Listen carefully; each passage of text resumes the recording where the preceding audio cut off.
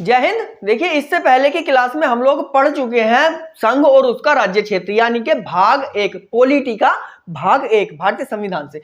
आज का जो टॉपिक है हमारा भाग 2 भारतीय नागरिकता। आर्टिकल 5 से लेकर आर्टिकल 11 तक हम लोग इसमें पढ़ने वाले हैं। देखिए, शुरू करते हैं। देखिए, किसी भी देश में, भारत में या किसी भी देश में दो तरह के लोग रहते हैं। एक को बोलते हैं हम नागरिक, दूसरे लोग हो जाते हैं विदेशी नागरिक। कौन से? विदेशी नागरिक।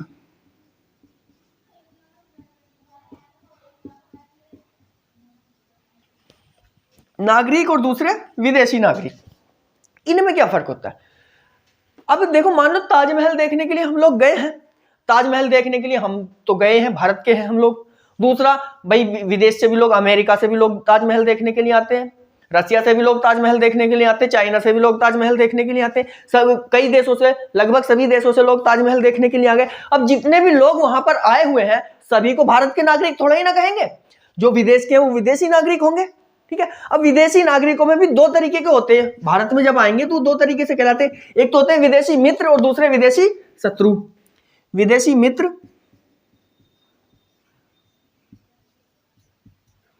दूसरे विदेशी शत्रु।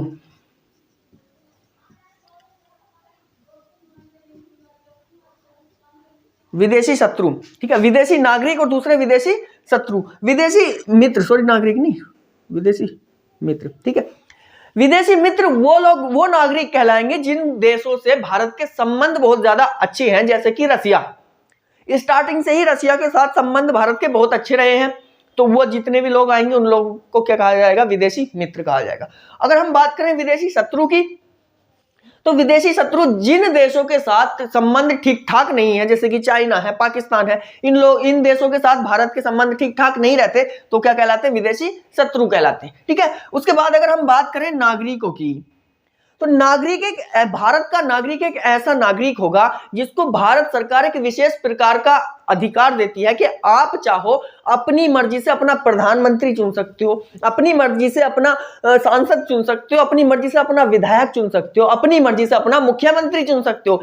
ये सभी तरह के विशेष अधिकार दिए जाते हैं किसको? भारत के नागरिक को। क्या इनसे थोड़ा ही ना कहोगे कि आप आओ हमारे देश में आकर के प्रधानमंत्री चुन दो, या इनसे कहोगे कि आओ हमारे यहाँ पर, हमारे राज्य में आकर के मुख्यमंत्री चुन दो? नहीं चुन सकते ना। अगर ऐसा होता तो मोदी जी पूरी दुनिया में इस समय फेमस हैं, कई करोड़ से जीतेंगे, ठीक है, कई करोड़ से जिताया जाएगा अगर ऐसा होता तो। लेकिन क्या है? भारत का नागरिक ही अपने नेता को चुन सकता है। तो एक प्रकार से विशेष अधिकार होता है भारत के नागरिक के पास में। नागरिक भी भारत के दो तरीके के हो जाते हैं। एक तो हो जाते हैं बहुसंख्यक, जिनको बोलते हैं मेजोरिटी, बहुसंख्यक। दूसरे होते हैं अल्पसंख्यक, जिनको बोलते हैं हम लोग माइनॉरिटी। मेजोरिटी और माइनॉरिटी दो तरीके के लोग हो जाते हैं, ठीक है। एक मेजोरिटी में आगे, एक आगे हमारे माइनॉरिटी में। अब माइनॉरिटी में या मेजोरिटी में भी दो तरीके से आ जाते हैं। एक तो धर्म के आधार पर जाते हैं, ठीक है, कि भाई, फिर दूसरा संख्या के आधार पर या गांव में जाति के आधार पर, इन चीजों के आधार पर भी माइनॉरिटी मेजोरिटी में हो जाते हैं, ठीक है। तो ये तो बात समझ आ गई आपको। अब हम लोग थोड़ा इसमें समझ लेते हैं कि भाई भारत में किस तरीके की नागरिकता है, या नागरिकता का सबसे पहले वर्णन किसने कर दिया था, ठीक है। ये चीजें समझ लेनी है। उसके बाद आर्टिकल 5 से हम लोग शुरू कर देंगे, ठीक है। यहां पर लिख देता हूं, भारत में एकल नागरिकता है। कैसी नागरिकता? एकल, यानी कि इकहरी नागरिकता है। आप नहीं कहोगे कहीं भी जाकर के हम यूपी वाले हैं या हम बिहार वाले हैं, आप कहोगे हम भारतीय हैं। क्या है? हम भारतीय हैं। एकल नागरिकता एक तरह की नागरिकता है सभी के पास, क्योंकि सभी क्या है? भारतीय हैं। उसके बाद नागरिकता का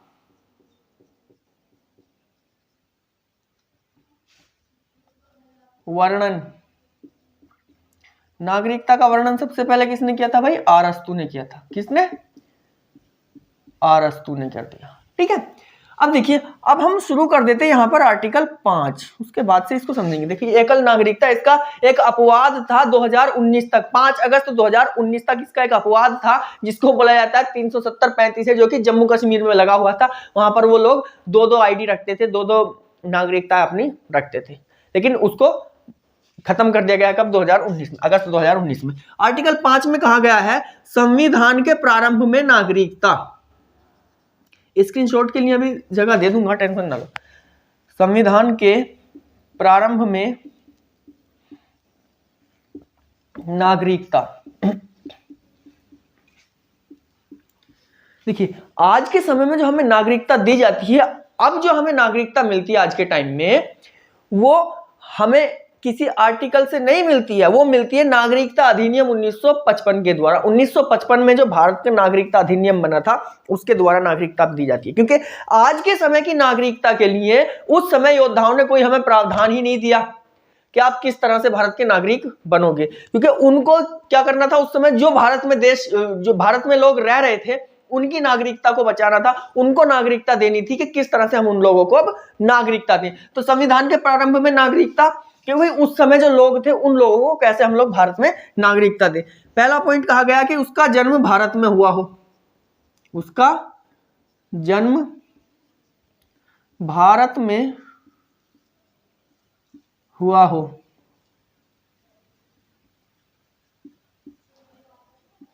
ठीक है, जिसका जन्म भारत में हुआ हो उस समय क्या कहलाता था, भारत का नागरिक कहलाता था। मान लो जब संविधान लागू हुआ तो उस समय अगर कोई भारत की नागरिकता लेना चाह रहा था तो या तो एक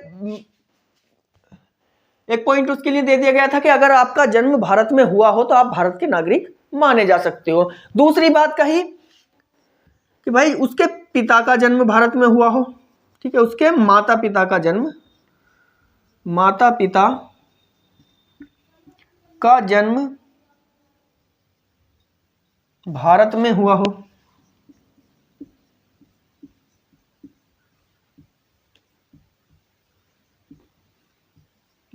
उसके माता पिता का जन्म भी अगर भारत में हुआ होगा तो वो भी क्या कहलाता है, भारत का नागरिक कहलाएगा। ठीक है, क्लियर है। उसके बाद एक चीज और, ये क्यों कहा गया पहले इसको समझ लेना कि उसके माता पिता का जन्म भारत में। कोई भारत की नागरिकता लेना चाह रहा है तो ऐसा तो नहीं है कि भाई अंग्रेज भी भारत में रहते थे, उनके बच्चों का जन्म भारत में हो गया, वो भी भारत के नागरिक कहलाएंगे। उनको तो वैसे ही हमें लात मार के भगाया और फिर से रख ले उनको, ऐसा तो नहीं ना।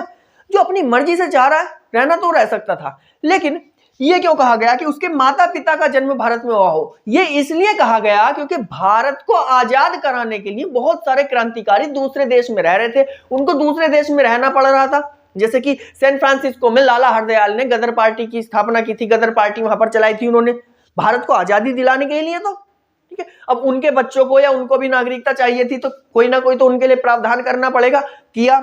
उसके माता पिता का जन्म भारत में हुआ हो। तीसरी बात इसमें कही गई, अगर कोई ऐसा आदमी भारत की नागरिकता लेना चाहता हो, ना तो उसके माता पिता का जन्म भारत में हुआ हो, ना उसका जन्म भारत में हुआ हो, लेकिन वो चाहता है कि भारत की नागरिकता मिल जाए संविधान के प्रारंभ में, यानी कि जिस समय संविधान लागू हुआ था उस समय, तो कैसे मिलेगी? जैसे एनी बेसेंट है, एनी बेसेंट भारत में रही, ठीक है, आयरलैंड की रहने वाली, लेकिन रही कहाँ, भारत में। आयरलैंड में उनका जन्म हुआ, भारत में आई, भारत के लिए उन्होंने काफी योगदान दिया, काफी जगह उन्होंने भाग लिया, भारत के लिए काफी कुछ उन्होंने किया, तो उनके लिए भी नागरिकता चाहिए थी। या एक पर्सन है, आपने नाम सुना होगा, क्रिकेटर है स्टुअर्ट बिन्नी। स्टुअर्ट बिन्नी के पिताजी रॉजर बिन्नी, जिन्होंने 83 के वर्ल्ड कप में पार्टिसिपेट किया था, उनके पिताजी चाहते थे कि भारत में रहे हम, क्योंकि भारत काफी अच्छा देश है, तो कई देशों से अच्छा देश है भारत, ठीक है, और काफी सच में काफी अच्छा, उनको अच्छा लगा, ठीक है, तो उन्होंने सोचा कि हम क्यों ना भारत में रहे, तो उनको भी नागरिकता मिलनी चाहिए थी। तो उसके लिए प्रावधान किया गया कि संविधान लागू होने से, यानी कि संविधान लागू कब हुआ, 26 जनवरी 1950 को लागू हुआ। संविधान लागू होने से 5 साल पहले से अगर भारत में रह रहा हो, ठीक है, संविधान लागू होने से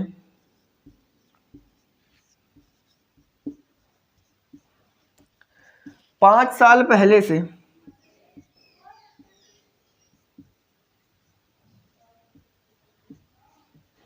भारत में रह रहा हो, भारत में रह रहा हो, यानी कि जो बंदा 26 जनवरी 1950 से पहले, यानी कि 1945 से या उससे पहले से भारत में रह रहा होगा, तो उसको क्या मिल जाएगी, भारत की नागरिकता मिल जाएगी। इसका आप लोग स्क्रीनशॉट ले लीजिए और आगे बढ़ते हैं इसके बाद फिर से।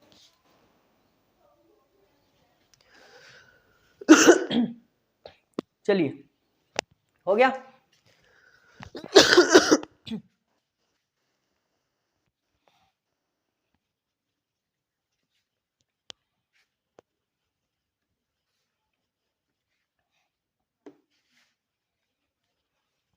आर्टिकल 6,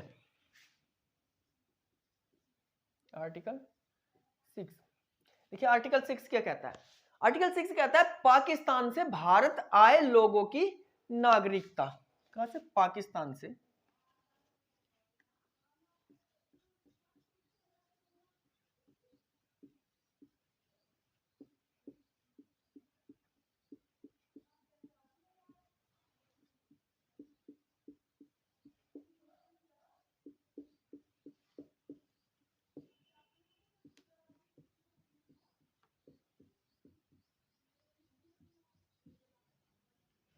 पाकिस्तान से जो लोग भारत आए उनकी नागरिकता के बारे में। ये कैसे, किस तरह से?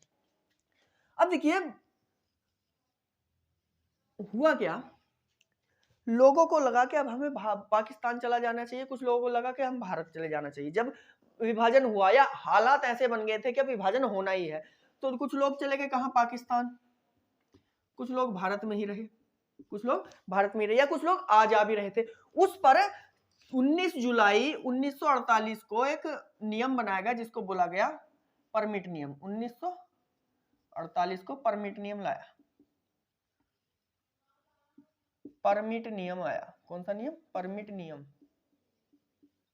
ठीक है, परमिट नियम जब आया तो इसमें कहा गया कि जो लोग भारत से पाकिस्तान जा रहे हैं उनको लिखवा करके जाना पड़ेगा। कब? 19 जुलाई 1948 या उसके बाद से जो लोग पाकिस्तान, भारत से पाकिस्तान जा रहे हैं, यहां से जो पाकिस्तान जा रहे हैं सब कुछ लिखवा के जाना पड़ेगा। या जो लोग उस समय पाकिस्तान से भारत आए, ठीक है, जो लोग आए और जो लोग गए, ठीक है, जो लोग आए और जो लोग गए उनको क्या करना पड़ेगा? लिखवा करके जाना पड़ेगा कि अब हम पाकिस्तान में नहीं रहेंगे, भारत में आ रहे हैं। जो लोग यहां से चले गए या जो लोग यहां से आए, तो उनको पाकिस्तान से जो लोग आए उनको लिखवाना पड़ेगा। जो भारत से पाकिस्तान गए उनको कि हम इस दिन भारत छोड़ करके पाकिस्तान जा रहे हैं, अब हम नहीं आएंगे, या आएंगे तो आपको जरूर बताएंगे। ठीक है, या जो लोग पाकिस्तान से भारत आए थे उन लोगों को भारत में जैसे ही आए परमिट नियम के थ्रू लिखवाना पड़ा कि हम पाकिस्तान में किस जगह पर रहते थे, उस जगह से हम आ गए हैं, अब भारत में रहेंगे। अब उसके लिए उनका रजिस्ट्रेशन किया जाता है। रजिस्ट्रेशन करने के बाद उनको बोला जाता कि आपको 6 माह पहले भारत में रह करके दिखाना होगा। कितने माह? 6 माह भारत में रहकर दिखाना होता। उसके बाद उन्हें नागरिकता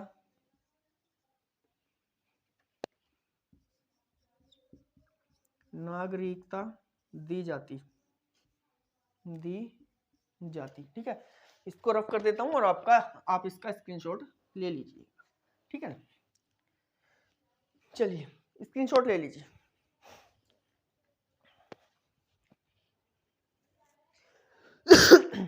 हो गया। चलिए देखिए, आपको इसमें याद करने वाली बात सबसे ज्यादा ये है कि परमिट नियम कब लाया। परमिट नियम कब आया? 19 जुलाई 1948 को परमिट नियम आया। इसके तहत कहा गया कि 19 जुलाई 1948 के बाद से जो लोग भारत से पाकिस्तान जाएंगे वो लिखवा करके जाएंगे कि हम इस दिन इस समय भारत से जा रहे हैं। या जो लोग पाकिस्तान से भारत आएंगे उनको भी रजिस्ट्रेशन कराना पड़ेगा और पहले 6 महीने भारत में रहकर दिखाना होगा। उसके बाद उनको भारत की नागरिकता मिलेगी, यानी कि उनको अधिकार मिल जाएंगे कि आप अपने प्रधान का, अपने मुखिया का चुनाव कर सकते हैं। चलिए स्क्रीनशॉट तो आपने ले लिया होगा, आगे बढ़ते हैं हम लोग। किसके लिए? आर्टिकल 7 के लिए। देखिए आर्टिकल 7 में क्या कहा गया है? आर्टिकल 7 में कहा गया कि भारत से पाकिस्तान गए लोग और परंतु पाकिस्तान से फिर भारत आ गए लोगों की नागरिकता। ठीक है, भारत से पाकिस्तान गए लोगों की नागरिकता। भारत से पाकिस्तान गए लोगों की नागरिकता। ठीक है, ये किस तरह से? देखिए भारत का विभाजन तो हुआ था 1947 में, लेकिन उससे पहले से ही कुछ हालात ऐसे बन गए थे कि लोगों को लगा कि अब बंटवारा दोनों का होगा ही होगा, विभाजन हुए बगैर बात बनेगी नहीं, विभाजन तो होकर ही रहेगा, ऐसा लोगों को लगा। ठीक है, लगा क्या, रियलाइज हो गया लोगों को जब हालात ऐसे बन गए थे। ठीक है, उस समय लोगों ने सोचा कि चलो भाई हम यहाँ नहीं रहना चाह रहे, भारत चले जाते हैं। कुछ जो पाकिस्तान रह रहे थे, जो उस हिस्से में रह रहे थे, कुछ ने सोचा कि हम छोड़ो भारत में नहीं रह रहे, पाकिस्तान में चले जाते हैं। अब इस पर कुछ लोग जो भारत में थे कुछ पाकिस्तान चले गए, और कुछ पाकिस्तान थे वो भारत में चले गए। ठीक है, अब ऐसे हालात जब बनते देखे तो जो लोग भारत से पाकिस्तान चले गए थे, पाकिस्तान में चले गए, जाकर के रहने लग गए। लेकिन विभाजन होने के बाद जब मारकाट वहां शुरू हुई, और मारकाट शुरू होने के बाद पाकिस्तानियों ने अपना असली रंग उन्हें दिखा दिया, तब वो बोलते हैं कि भाई अब बड़ी गलती होगी, कि अब तो हमें भारत जाना पड़ेगा, कि ये तो बहुत बुरे लोग हैं, यहां पर तो हम नहीं रुक सकते। कि अब लौट चले, वापस चल रहे हैं, अब यहां दाल नहीं गलने वाली। अब कहावत है कि भाई सुबह का भूला अगर शाम को घर आ जाए तो उसे भूला थोड़ा ही ना कह देते हैं, कि भाई वो भटक गया था, उसे भटका हुआ कहते हैं, भूला हुआ नहीं कहते, उसको भटका हुआ कहते हैं। बेचारा भटक गया था, फिर से अपने रास्ते पर आ गया है। जो लोग भारत से पाकिस्तान चले गए थे, वहां से जब वापस आए तो उनको नागरिकता दी जानी चाहिए। ठीक है, तो उनकी नागरिकता का प्रावधान किया गया आर्टिकल 7 में। मैं आपको बार बार कह रहा हूं कि आज के समय में जो नागरिकता दी जाती है वो नागरिकता अधिनियम 1955 के द्वारा दी जाती है, किसी आर्टिकल के द्वारा नहीं दी जाती है। ठीक है, क्लियर है? यहां पर मैं लिख देता हूं, आप उसका स्क्रीनशॉट ले लेना बाद में। ठीक है, जो लोग भारत से पाकिस्तान गए,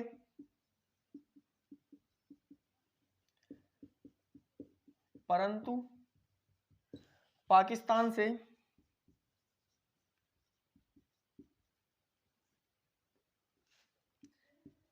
फिर भारत आए,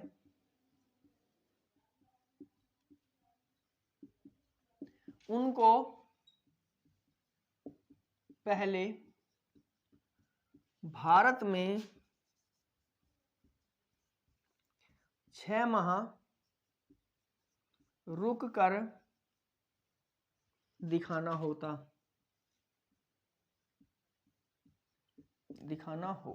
ठीक है, ये प्रावधान इसमें किए गए थे। आप लोग इसका स्क्रीनशॉट ले लीजिए।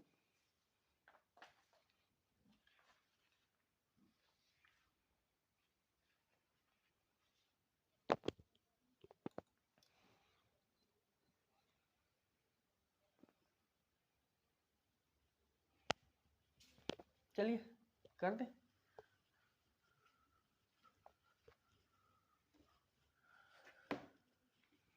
अब आ जाते हैं आर्टिकल 8। आर्टिकल 8 में कहा गया कि भारत से बाहर जन्मा या भारत से बाहर जन्मा या बाहर रह रहा वह बच्चा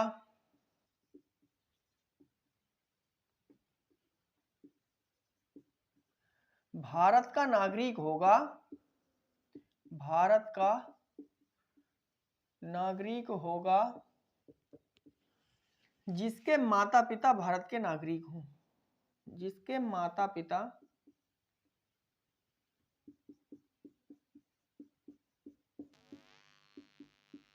भारत के नागरिक हों,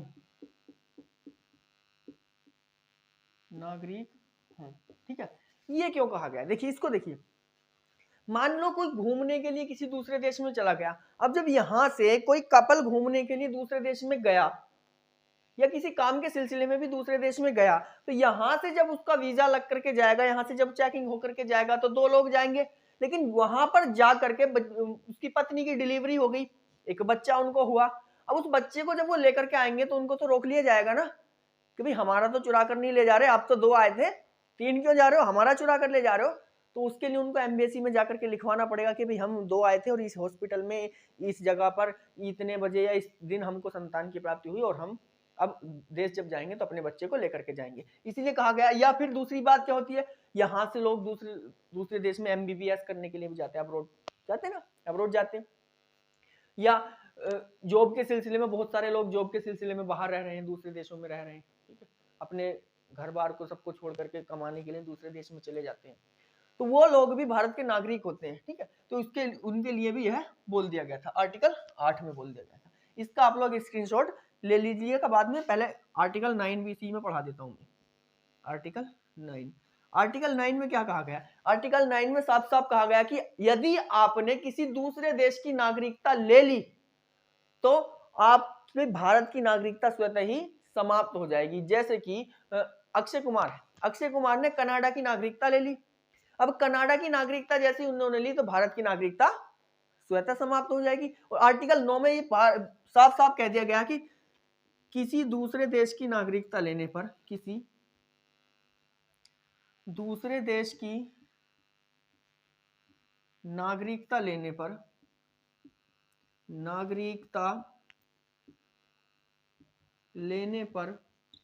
भारत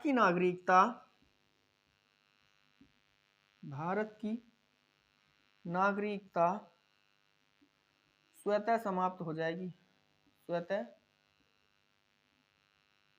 समाप्त हो जाएगी। यानी कि अगर आपने किसी और देश की नागरिकता ली तो भारत की नागरिकता एकदम खत्म है, फिर आप भारत के नागरिक नहीं बचोगे। ठीक है, क्लियर? देख लिया यहां पर, इसका स्क्रीनशॉट आप लोग ले लीजिए।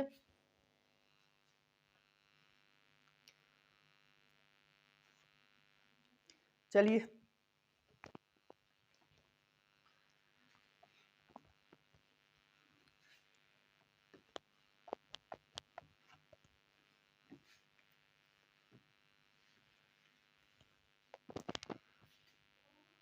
आर्टिकल 10,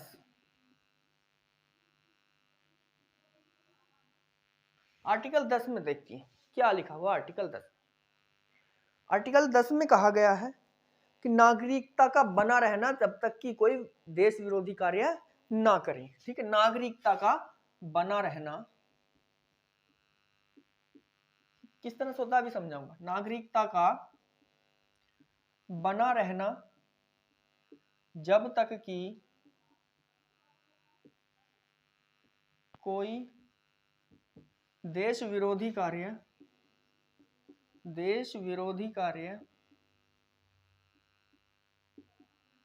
ना करें। ठीक है, मान लो आप देश के खिलाफ जा रहे हो तो संसद को हक है कि आपकी नागरिकता भी छीन सकते हैं अगर देश के खिलाफ आप गए। मान लो भाई गलवान घाटी में युद्ध छिड़ने वाला है और आप चाइना जिंदाबाद के नारे लगाने लग जाओ, मारेंगे आपको, दूर भगा देंगे, चल तू इस देश के लायक नहीं है, निकल यहां से। ठीक है, तो चाइना भेज देंगे उसको, जा चाइना के पास ही रह जा करके, वहां समझ नहीं आएगा, पढ़ेगा भी जाकर के तो समझ नहीं आएगा कि मास्टर बैठा हुआ सो रहा है कि पढ़ रहा है, आंखें नहीं दिखती उन लोगों की कैसी है। ठीक है, तो यानी कि अगर आपने देश के विरुद्ध कोई कार्य कर दिया तो आपकी नागरिकता आपसे छीन ली जाएगी। ठीक है, भगा दिया जाएगा आपको कि भाई आप इस देश के लायक नहीं हो। ठीक है, या मान लो दूसरे देश से किसी कहीं के प्रधानमंत्री आए, ठीक है, अब उसको जाकर के मुंह पे थूकने लग जाओ, उसको गालियां देने लग जाओ, तो वो तो हमारे देश की बुराई करेगा ना आकर के, तो देश विरोधी कार्य हो गया, तो आपको भगा दिया जाएगा। ठीक है ना, चलिए हो गया। उसके बाद है आर्टिकल 11। आर्टिकल 11 में साफ साफ कहा गया है कि नागरिकता के लिए कानून संसद बनाएगी, और संसद का भी कौन सा मंत्रालय बनाएगा? गृह मंत्रालय, यानी कि home ministry, ministry of home affair.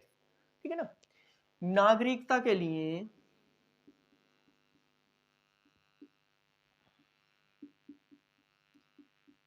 कानून संसद बनाएगी। कौन बनाएगा भाई? संसद बनाएगी। संसद का कौन सा मंत्रालय? गृह मंत्रालय। कौन सा मंत्रालय बनाएगा? गृह मंत्रालय बनाएगा। स्क्रीनशॉट इसका आप लोग ले लीजिए। उसके बाद आज के लिए तो इतना ही। अगली क्लास में हम लोग पढ़ेंगे भारतीय नागरिकता अधिनियम 1955। उसके बाद एनआरआई क्या होते हैं, ओसीआई क्या होते हैं, एनआरओ क्या होते हैं, एफसीएनआर क्या होता है, सब कुछ आपको समझा दिया जाएगा। ठीक है, स्क्रीनशॉट आप लोगों ने ले लिया होगा। बस आप लोगों से एक ही रिक्वेस्ट है कि जल्दी से जल्दी अपने दोस्तों में इसको शेयर कीजिए।